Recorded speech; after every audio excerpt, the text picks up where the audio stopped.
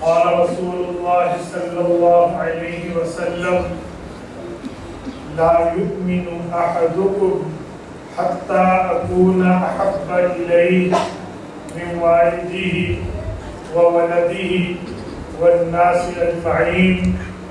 رواه الإمام الهمام البخاري في صحيحه.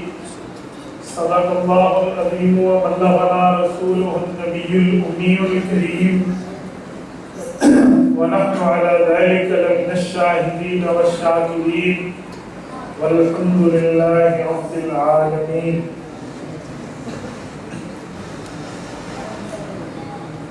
جا زندگی مدینہ سے جھونکے ہوا کلا، شاہد کے حضور خفا ہے مناکلا.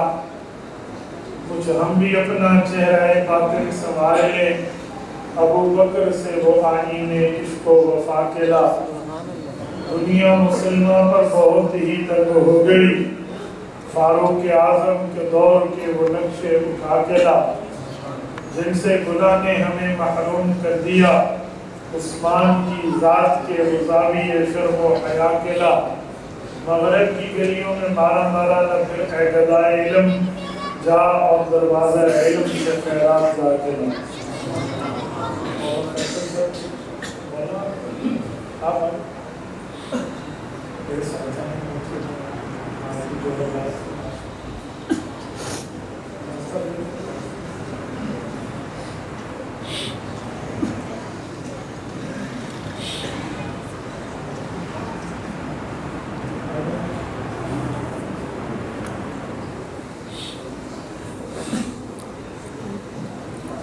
معزز دوستو،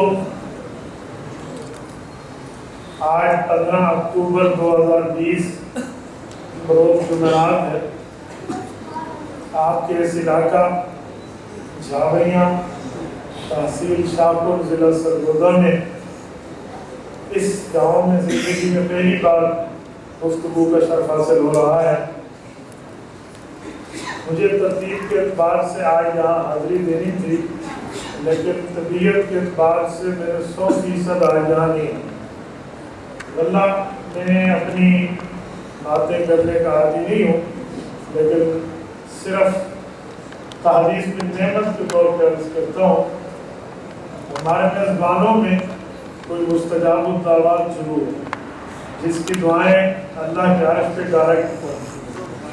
آج صبح نماز تک میرا فیصلہ یہی تھا، میں نے نہیں جانا، میں نے ان سے معذرت بھی کری. اس کے بعد اللہ پاک نے دل میں ڈالا، میں نے سفر شروع کیا ہے. مجھے امید نہیں تھی کہ میں بغیر کسی تکلیف کے آپ کے یہاں تک پہنچوں گا، لیکن اللہ نے کرم کیا ہے، بغیر کسی تکلیف کے اللہ نے یہاں تک پہنچا دیا.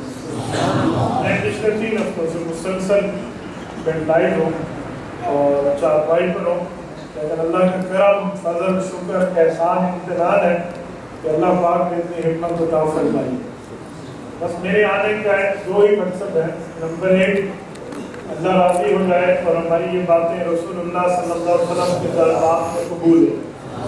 نمبر 2، میزبانوں نے بڑی محنت کی ہے، ان اللہ سے بڑی کوشش کر گزو کی ہے، خصوصاً ہمارے بھائی بلال ہیں، مفتی صاحب ہیں، ان حضرات نے.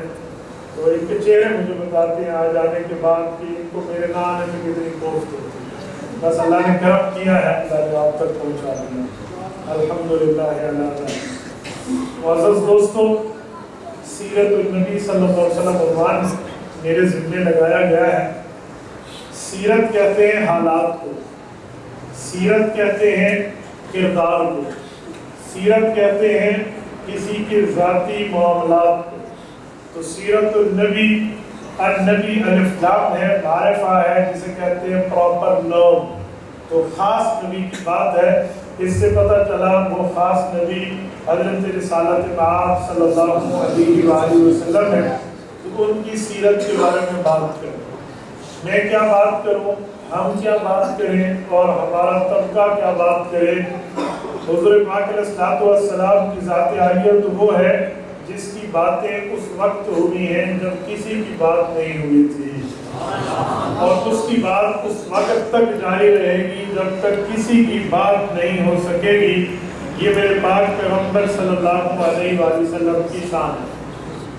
دنیا میں جب اللہ پاک نے یہ ارادہ کیا کہ میں یہاں اپنا خلیفہ بھیجوں تو فرشتوں کے سامنے یہ بات فرمائی کہ انی جاعل فی الارض خلیفہ، زمین میں اپنا نائب اپنا خلیفہ بھیجنے لگا ہوں، حضرت آدم علیہ السلام کو نام۔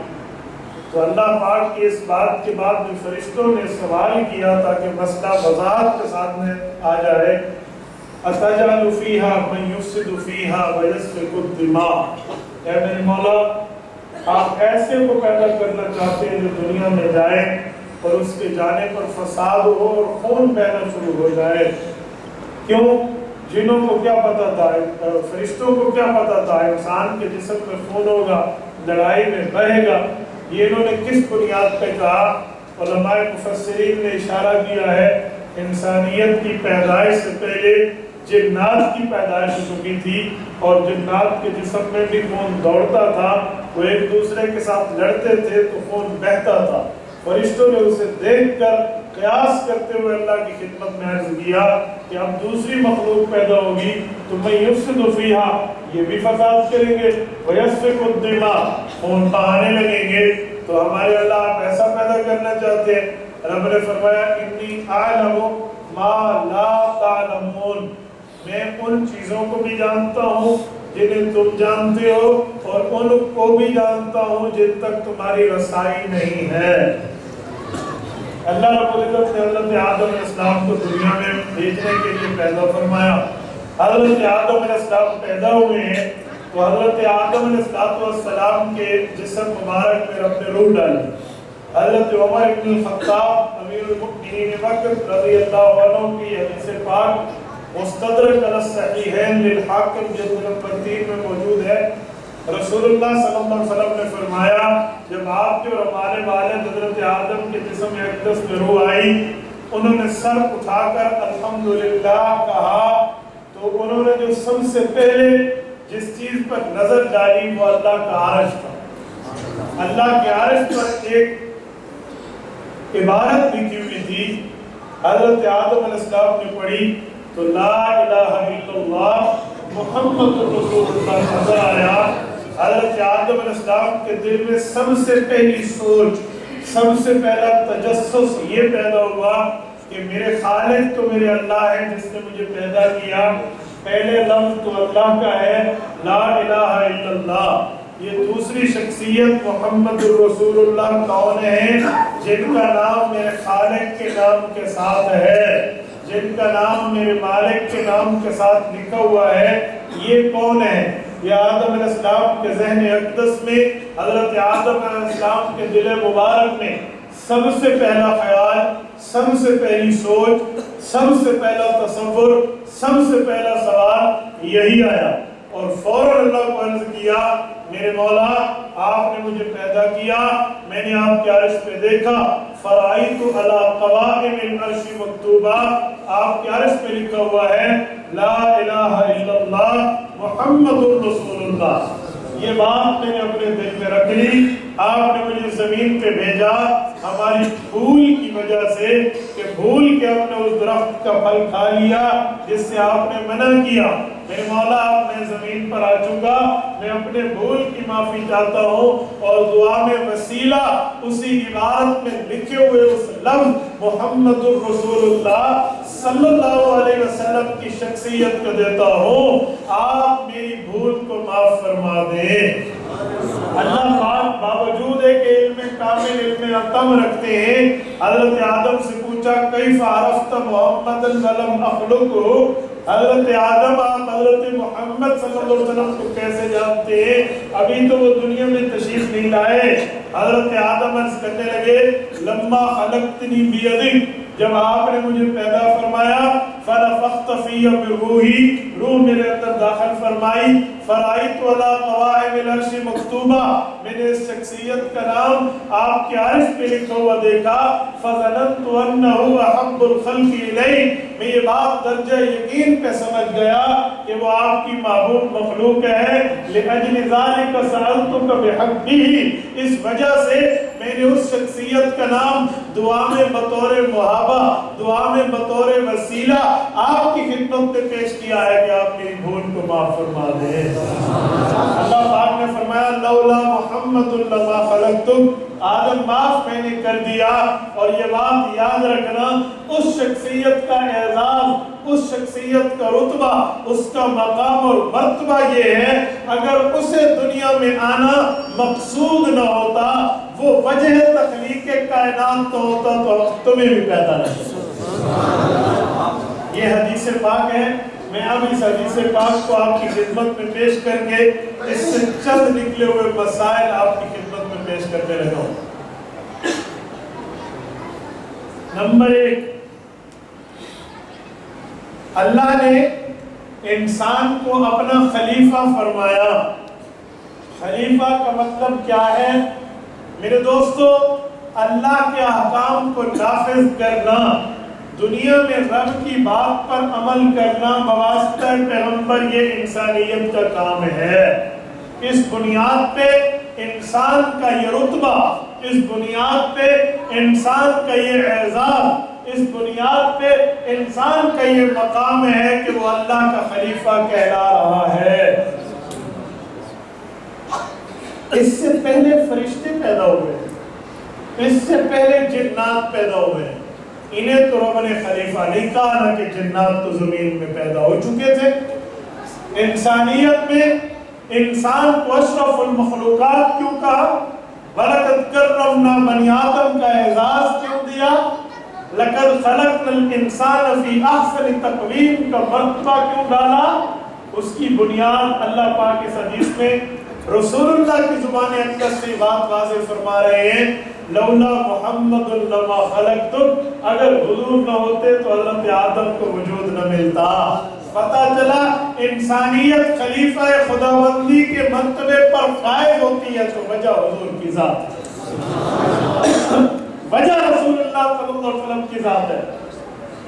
नंबर 2, अल्लाह ने हज़रत आदम अलैहिस्सलाम को पैदा किया और फरिश्तों ने जो सवाल पूछा, हालत की वजाहत के लिए, मुआमलात की वाज़ेह होकर समझ आने के लिए, इससे पता चला फरिश्ते जो हैं वो गैब के उलूम नहीं जानते। गैब के उलूम की चाबी मेरे अल्लाह के कब्ज़ा कुदरत में है। गैब का इल्म मेरे अल्लाह के कब्ज़ा कुदरत में है। तभी कुरान करीम ऐलान करता है, कुल ला यअलमु मन फिस समावाति वल अर्दिल गैब इल्लल्लाह। ऐ पाक पैगंबर सल्लल्लाहु अलैहि वसल्लम, आप ऐलान फरमा दें, इस आसमानों पर और इस जमीन के धरती पर कोई इल्म जानता है तो मेरे खालिक के कायनात की ज़ात। अभी तो फरिश्तों ने पूछा, वरना कुर्ब खुदाबंदी बज़ाहिर अर्श के करीब रहने वाले, बज़ाहिर आसमानों के आबिदीन, आसमानों पर मौजूद आबिदीन, वो फरिश्ते जिन्हें कुरान कहता है वमा यअलमु जुनूद रब्बिका इल्ला हु।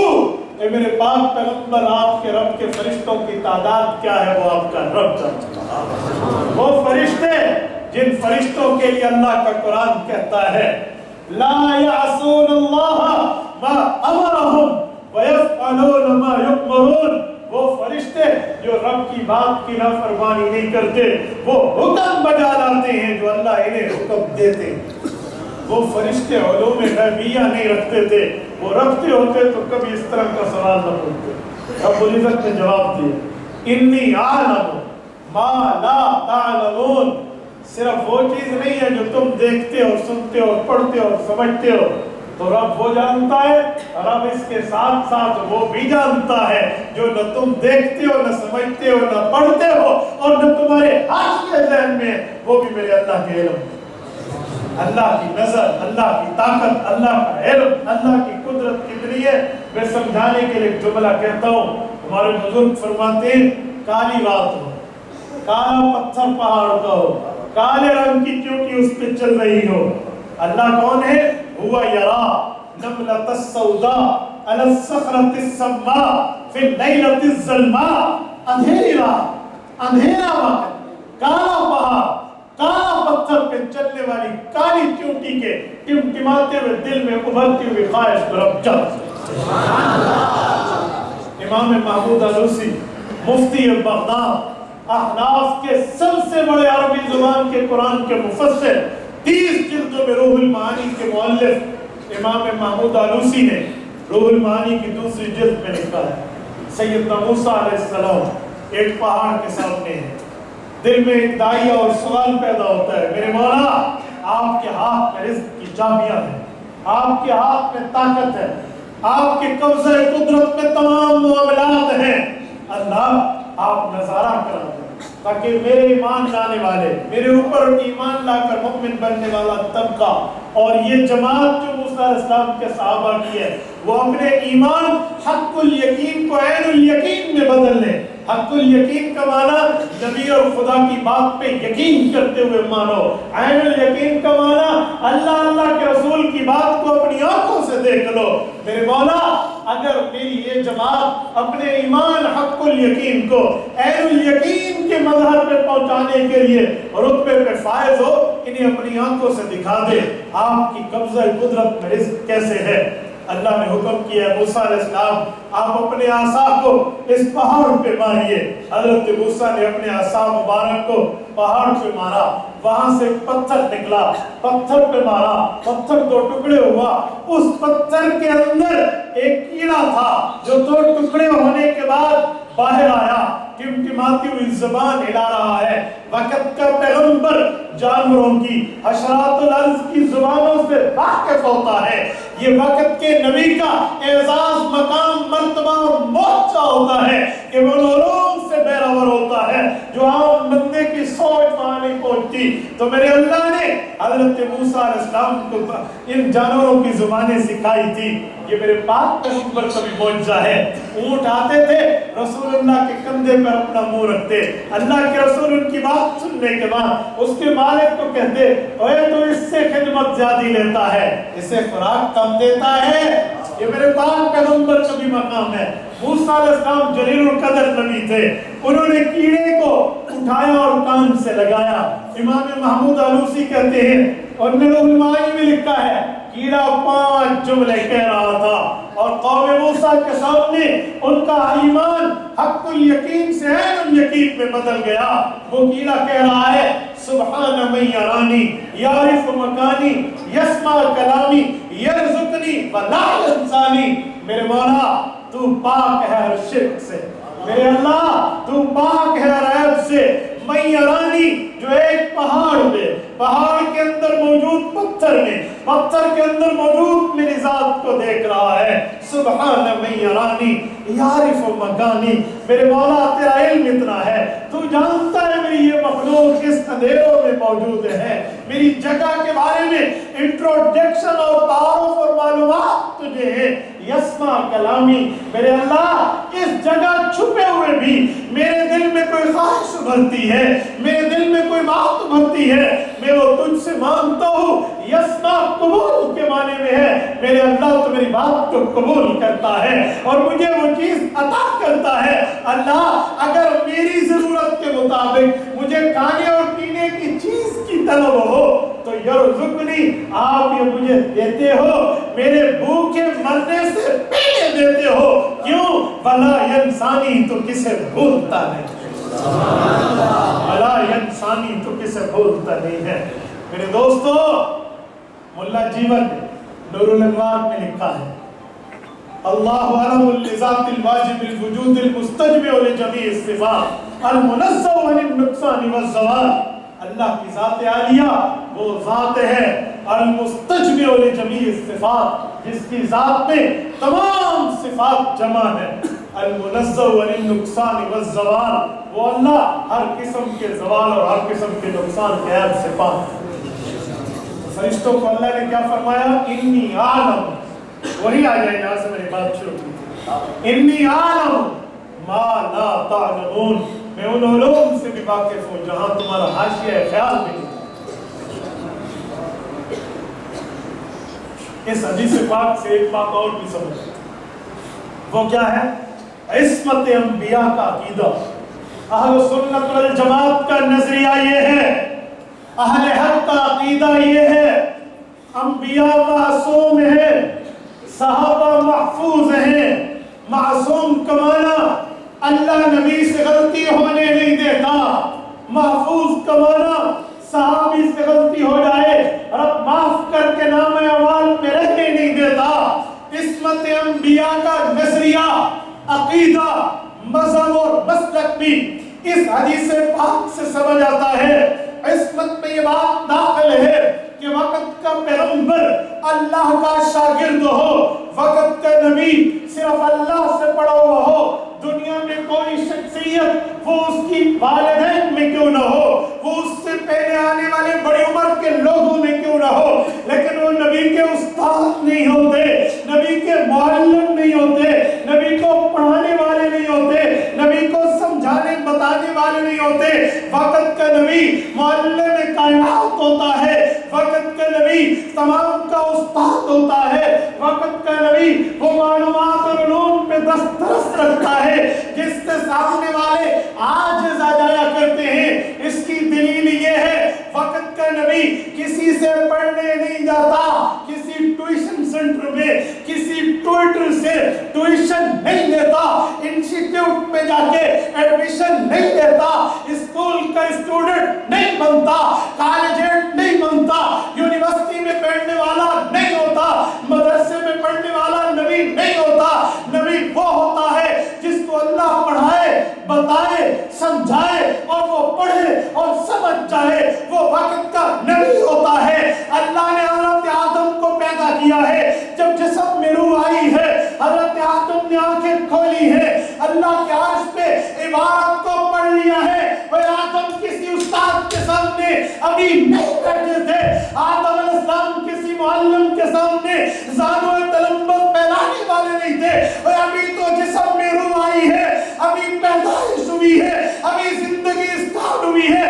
اس آدم کو پڑھنا کس نے سکھایا ہے؟ اس آدم کو عبارت سمجھنا کس نے سکھایا ہے؟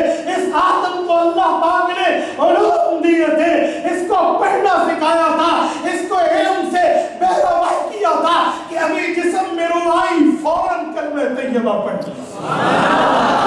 ابھی حضرت آدم تو کسی سے پڑھنے نہیں گئے۔ اہل سنت کا نظریہ یہ ہے عصمت انبیاء ہے، نبی گناہوں سے معصوم، دنیا میں کسی کے سامنے زانو تلمس نہیں کہلاتا، بلکہ دنیا کے علوم کے ماہر پیغمبر کے سامنے گھٹنے ٹیکنے والے۔ آدم علیہ السلام کو اللہ نے مقام اور مرتبہ دیا ہے، ابھی کچھ نہیں ہوا، ابھی صرف جسم میں روح آئی اور عبادت کو پڑھنا، اور خالی پڑھا نہیں ہے، استدلال کیا ہے اس سے، خالی پڑھا نہیں ہے، محل استشہاد میں پیش کیا ہے، خالی پڑھا نہیں ہے، مقام دلیل میں اللہ کے سامنے عرض کیا ہے۔ فرائیت علی قوائم العرش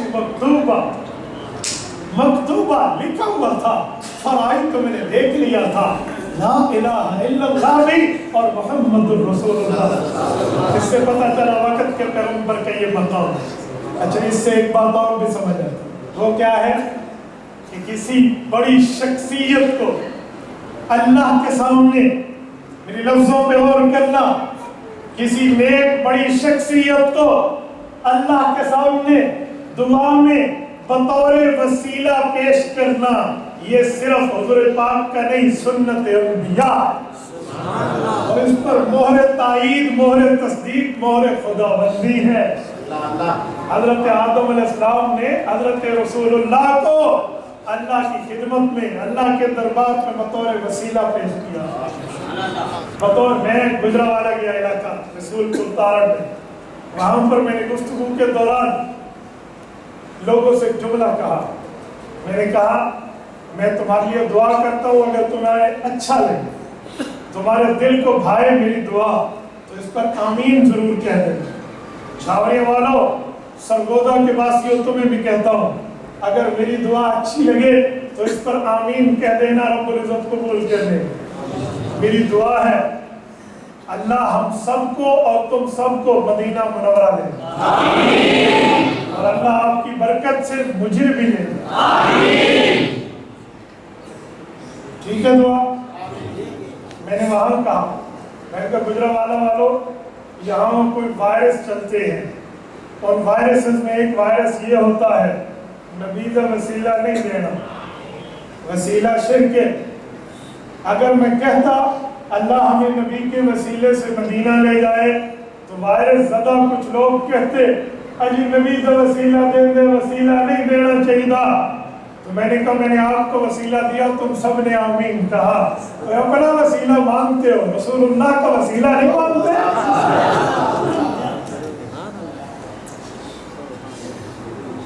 تو اس سے ثابت ہوا کہ رسول اکرم صلی اللہ علیہ وسلم کا وسیلہ اللہ کے دربار میں پیش کرنا، یہ ہمارے والد ابو الانبیاء حضرت آدم سے لے کر رسول اللہ تک سب کا طریقہ ہے۔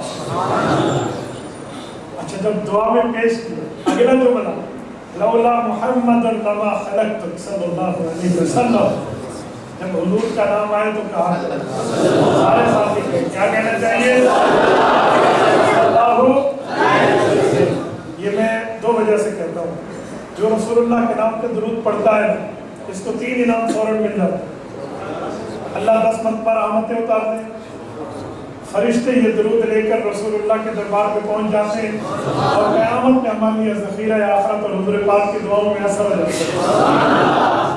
ہم تو درود پاک کے قائل ہیں، ہمارا اہل حق کا نظریہ یہ ہے، عقیدہ مذہب اور مسلک یہ ہے، ادھر سے درود پڑھے کون لے جاتے ہیں؟ بولیے بولیے کون لے جاتے ہیں؟ اور رسول اللہ کی قبر پہ پڑھے تو خود سنتے ہیں یا نہیں سنتے؟ جس کا عقیدہ ہے وہ ہاتھ کرے، جس کا عقیدہ اور نظریہ ہاتھ کھڑے کرے۔ یہ پتہ ہے میں نے آپ کے ہاتھ کھڑے کیوں کرائے؟ کیونکہ ہمارے جلسے میں کچھ مسلمان آتے ہیں اور کچھ مہمان آتے ہیں، مسلمان مانتے ہیں، مہمان نہیں مانتے، تو اس لیے اہل سنت کا عقیدہ کھلا کھلا بیان کیا۔ اللہ رحمت نازل فرمائے حضرت علامہ احمد علی لاہوری رحمہ اللہ کی قبر سے، وہ حضور کے روضے پہ جاتے نا تو رسول اللہ کے روضے پہ سلام بھی پڑھتے، درود بھی پڑھتے، استشفاء اور وسیلہ بھی پیش کرتے، ایک کام اور بھی کرتے، وہ کیا؟ وہ کہتے ہیں اللہ کے رسول کے دربار میں کہ یا رسول اللہ میں نے درود پڑھا، آپ نے سن لیا، اب میں ایک کام کرتا ہوں، آپ صادق اور امین، صادق کا معنی سچا، امین کا معنی جو اسے امانت دی جائے اس کی حفاظت کرنے والا، ایسا ہے یا نہیں؟ یا اس ہجرت کی رات جب 100 کافر تلواریں اٹھا کر رسول اللہ کے مقابلے میں امانت کے اندر رسول اللہ نے خیانت نہیں کی بلکہ دیانت کی ہے، علی میرے بستر پہ سو جاؤ، صبح اٹھنا، یہ لوگوں کو امانتیں لوٹانا اور میرے پیچھے مدینہ چلے آنا۔ سید تحریک المرتضیٰ کے اخبار میں ملتا ہے، کہتے ہیں جب ہر رات سوتا ہوں تو یہ غم ہوتا ہے کہ صبح اٹھوں گا یا نہیں، لیکن جس رات میرے پاک پیغمبر نے مجھے فرمایا تھا علی سو جاؤ، صبح اٹھو تو امانت کے دے دینا، کہا مجھے اللہ پر یقین تھا، میرے پاک پیغمبر کی زبان اقدس رب کے حکم سے ہلتی ہے، علی تو صبح ضرور اٹھے امانتیں پہنچانے کے لیے۔ رسول اللہ یوں امانت کا تحفظ فرماتے ہیں نا، صادق اور امین۔ حضرت مولانا احمد لاہوری رحمہ اللہ حضور کے روزے پہ کلمہ طیبہ پڑھتے، تجدید ایمان کرتے، اپنے ایمان کی گواہی کے لیے کلمہ پڑھتے، اشہد ان لا الہ الا اللہ، احمد علی گواہی دیتا ہے اللہ کے علاوہ کوئی معبود نہیں ہے، وَأَشْهَدُ أَنَّ مُحَمَّدًا کہنا چاہیے نا، لیکن جب بڑا سامنے ہو تو نام نہیں لیتے، آپ کہتے ہیں۔ حضرت لاہوری اگلا جملہ پڑھتے وَأَشْهَدُ أَنَّكَ رَسُولُ اللَّهِ، اور احمد علی گواہی دیتا ہے آپ اللہ کے رسول ہیں، یا رسول اللہ میرے اس کلمے کو اپنے پاس بطور امانت رکھ لیجئے، جب کل قیامت میں میری توحید کے ثبوت کے لیے میزان عمل پہ فرشتے مجھ سے مانگے احمد علی اپنے ایمان کی دلیل دے تو کلمہ طیبہ میرے پڑھنے پہ گواہی آپ کی زبان سے آئے گی تو احمد علی کا بیڑا پاک۔ میں الحمدللہ حضرت لاہوری کی اس بات پہ کاربند ہوں اور آپ کی خدمت میں بھی یہ درخواست رہا ہوں، اللہ جب آپ کو رسول اللہ کے روزے پہ لے جائے سلام ضرور پڑھنا، لوگوں کے سلام ضرور پہنچانا، استغفار وسیلہ اور دعائیں ضرور کرنا، لیکن ایک بار کلمہ طیبہ پڑھ کے بھی رسول اللہ کو امانت دے آنا. اور سنو، کسی چیز پر کسی کو امانت دے کر گواہی دلوانے کے لیے اسلام میں کم از کم نصاب گواہیوں کا کتنا ہے؟ 2. میرے ہاتھ دیکھ کر بتا دو. کم از کم 2 گواہ چاہیے. کسی بھی کام پہ اللہ کی ذات پہ قربان جائے، وہ گواہی کا نصاب اللہ نے اس روزہ اقدس پہ پورا کر دیا ہے. حضرت ابو بکر و عمر ہمارے اس کلمے کی گواہ ہو جائے. اللہ کی قسم، جس آدمی کے ایمان کی گواہی زبان رسالت سے آئے، 7 مزید گواہوں کی شہادت شیخین سے آئے، اسے جنت جانے پہ کوئی نہیں ہوگا. اس حدیث پاک سے ایک بات یہ بھی ثابت ہوئی کہ رسول اللہ کا واسطہ اور وسیلہ دینا بھی جائز. واسطہ اور وسیلہ دینا بھی جائز. آپ کی آواز ایسا ہوئی میں پریشان ہوں. جائز ہے یا نہیں ہے؟ اور میرے دوستو، رسول اللہ صلی اللہ علیہ وآلہ وسلم کی ذات پر وسیلہ پیش کر کے بہت کچھ لے سکتے ہو، بہت کچھ لے سکتے ہو. اللہ زندگیاں سوار دیتے. کیوں؟ اسلام الدین کلہ ادب، ہمیں سب سے پہلے ادب سکھاتا ہے. اور آداب میں وہ کہتے ہیں با خدا دیوانہ باش. اللہ خالق و مخلوق کے معاملے میں کچھ منہ سے ایسا ویسا بھی ہو جائے نا محبت میں، تو شاید اس پر گرفت نہ ہو. با خدا دیوانہ باش، لیکن با محمد ہوشیار. رسول اللہ کی ذات اقدس پہ یہاں پھونک پھونک کے چل رہا. حضرت عباس، رسول اللہ صلی اللہ علیہ وسلم کے 11 چچے ہیں، 2 چچا مسلمان اور صحابی ہیں. حضرت عباس اور حضرت حمزہ رضی اللہ عنہما. حضرت عباس بیٹھے تھے، ایک دیہاتی آیا، بالکل سادہ آدمی آ کر حضرت عباس کو حضور پاک علیہ السلام کے ساتھ بیٹھا ہوا دیکھ کے، اچھا یہ چچا، یہ بھتیجا. حضرت عباس سے جلدی میں وہ پوچھ بیٹھا، لگتے تو ہم عمر ہو، چچا بھتیجا لگتے تو ہم عمر ہو، تم میں بڑا کون ہے؟ حضرت عباس سوچنے لگے، عمر میں تمہیں بڑا، لیکن اگر حضور پاک کی موجودگی میں یہ کہہ دوں کہ میں بڑا ہوں، یہ ادب کے خلاف ہے. اور اگر کوئی اور بات کروں تو شاید جھوٹ بن جائے، بلکہ اس بجولی. اب کیا کرنا چاہیے؟ قربان جائیں حضرت عباس کی ذات اقدس پہ جو جملہ دیا ہے امت کو سبق دے گا. ادب کہتے کسے؟ فرمایا بڑے تو رسول اللہ ہے، بالا اسنو، ہاں پہلے پیدا میں ہوں گے. اس حدیث پاک سے ادب کی ثابت ہوتا ہے. اور آخری بات توجہ رکھیں، اس حدیث پاک سے میرے عنوان پر دلیل بھی ثابت ہوتی ہے. وہ کیا؟ سیرت النبی، سیرت حالات کو کہتے ہیں، واقعات کو کہتے ہیں. النبی، میرے پاک پیغمبر کے حالات کیسے ہیں؟ توجہ رکھنا، توجہ. میں ایک جملہ دینے لگا ہوں. میں آیا ہوں، آنے کے بعد چلا جاؤں گا، آپ لوگ میرے بارے میں ڈسکس کریں گے، تذکرہ کریں گے. کیوں؟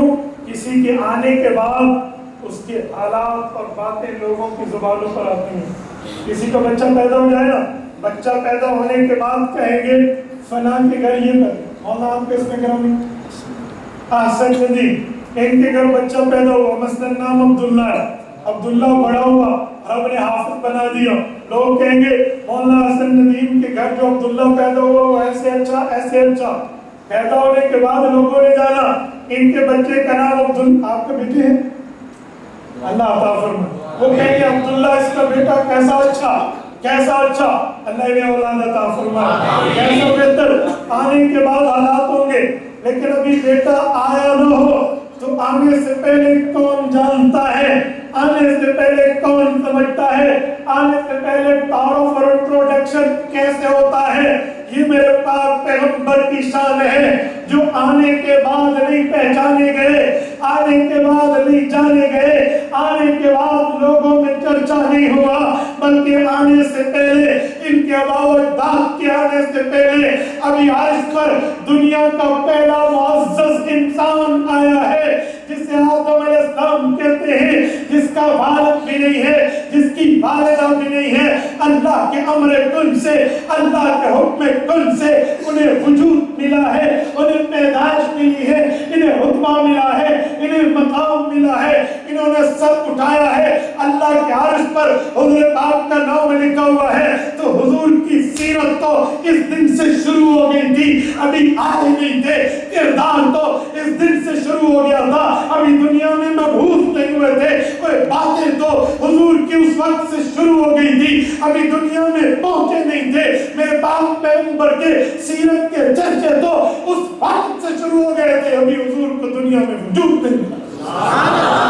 سیرت النبی, اس حدیث پاک سے یہ بھی نکلتا ہے میرے پاک پیغمبر کی سیرت ان سیرتوں میں سب سے اعلیٰ, میرے پاک پیغمبر کا مقام مقاموں میں سب سے اعلیٰ, میرے پاک پیغمبر کا رتبہ رتبوں میں سب سے اعلیٰ, میرے پاک پیغمبر کا مرتبہ دنیا جہان کے تمام مرتبوں سے اعلیٰ اشرف اکرم درجہ رکھتا ہے. کیوں؟ وہ ابھی آئے نہیں ہیں, آنے سے پہلے چرچے شروع. اور چرچے صرف فرش پہ نہیں ہے, عرش پر ہے, فرش پہ نہیں ہے, عرش پر ہے. اور اللہ رب العزت کی دربار میں چرچے ہیں. ہم اس نبی کی سیرت کو اپنے صورت میں, اس نبی کی سیرت کو اپنے کردار میں, اس نبی کی سیرت کو اپنے عادات و اطباق میں اگر ڈھالیں رکھیں, عمل پیرا ہو, ہماری نجات ہے. ورنہ عبد الواحد قریشی کے بولنے سے اور لوگوں کے واہ واہ کرنے سے کچھ نہیں ہوتا, اور عمل سے زندگی بنتی ہے. جنت بھی جہنم بھی یہ خاکی اپنی فطرت میں نالوری ہے. علامہ اقبال کہتے ہیں درد دل کے واسطے پیدا کیا انسان کو, درد دل کے واسطے پیدا کیا انسان کو, ورنہ اطاعت کے لیے کچھ کم نہ تھی قربیاں. فرمایا فرشتے اللہ کی اطاعت پہ کم نہ تھی, اور درد دل کے لیے تجھے پیدا کیا. اور درد دل کا معنی یہاں پین نہیں ہے, درد کا معنی درد نہیں ہے, درد کا معنی تکلیف نہیں ہے, اور درد کا معنی احساس ہے. درد کا معنی دوسرے کے رتبے کو کھانا نہیں ہے, دوسرے کو اس کا حق دینا ہے. والد کا احترام درد دل ہے, والدہ کو رتبہ دینا درد دل ہے, اپنے سے بڑے کی قدر درد دل ہے, چھوٹے پہ شفقت درد دل ہے, علماء کی قدر درد دل ہے, اور اپنی اولاد کو دین کی علوم سے بہرور کرنا درد دل ہے. آج ہم بچوں کی تعلیم پہ تو توجہ دیتے ہیں, لوگ اپنی بچیوں کی تعلیم پہ توجہ نہیں دیتے. میرے بھائیو, اپنی اولاد میں تمہارے بچے بھی شامل ہیں, بچیاں بھی شامل ہیں. دینی علوم اپنی اولاد کو دو. ایک بچی کا پڑھ جانا ایک خاندان کا پڑھ جانا, ایک بچی کا علوم سے بہرہ ہونا ایک خاندان کا علوم سے بہرہ ہونا ہے. میں آپ کے سامنے آج بیٹھا ہوں تو میری والدہ کی تربیت ہے, ہر کروڑوں رحمت نازل فرمائے میری ماں کی قبر پہ. میں ابھی کچی کلاس نرسری اسکول نہیں گیا, اور آپ کو سوتے وقت کبھی میری ماں نے مجھے جھوٹے قصے نہیں سنائے. قصہ قصاولی کے مار دیا پاولی, یوں کہہ کے ہم اپنے بچوں کو جھوٹے قصے سناتے ہیں. سو جا ہو آ جائے گا. ہو دنیا میں آج تک کسی چیز کا نام نہیں, ایسے فضول افسانہ ہے. میری والدہ مجھے یہی چیزیں سناتی اور سمجھاتی تھی. آدم علیہ السلام اور شیطان کا معاملہ کیا تھا, فرعون اور سیدنا موسیٰ علیہ السلام کا قصہ کیا تھا, حضرت زکریا اور ان کے قاتلوں کا معاملہ کیا تھا, حضرت ابراہیم اور نمرود کے معاملات کیا تھے, اسماعیل علیہ السلام نے آداب فرزندی بجا کیسے لائے تھے, عیسیٰ علیہ السلام کا پولس کے یافتہ لوگوں کے پاس کیا تھی, حضرت رسول اللہ اور رجال کا معاملہ کیا تھا. میں کچھی پڑھنے بعد میں گیا اور ان علوم کو امی کی زبان سے یاد پہلے کر چکا. ایک ماں ہوتی ہے, ماں وہ پڑھی ہوئی ہو کچھ بھی ہو. مجھے کہہ رہے تھے کہ بچیوں کی تعلیم پہ بات کرنا, میں اس سے بڑھ کے اور بات نہیں کرتا. میرے دوستو, عورت کو رب نے وہ مقام دیا ہے جو نبی بن تو نہیں سکتی، نبی جن ضرور سکتی ہے، امام بن تو نہیں سکتی، امام جن ضرور سکتی ہے۔ ہمیں اپنے بچوں کے ساتھ اپنی بچیوں کی تعلیم پہ بھی توجہ دینی چاہیے، کریں گے آپ کو ہمیں سمت مستقیم عطا فرمائے۔ اقول قولی ھذا واستغفر اللہ وآخر دعوانا الحمد للہ۔